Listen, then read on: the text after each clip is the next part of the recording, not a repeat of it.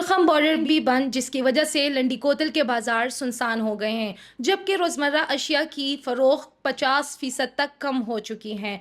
अफगानिस्तान से दरामद शुदा अनार, अंगूर और टमाटर मार्केट से गायब हो गए हैं, जिनकी कीमतें दुगनी हो गई हैं।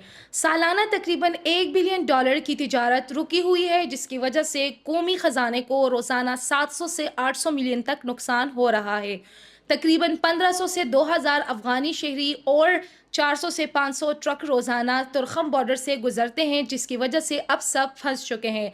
मजदूरों के रोज़गार बंद हो चुके हैं और कई खानदानों के चूल्हे टंडे हो चुके हैं। ट्रकों में पड़ी अशिया सड़ रही है और ड्राइवरों के पास खर्च चलाने के पैसे ख़त्म हो चुके हैं।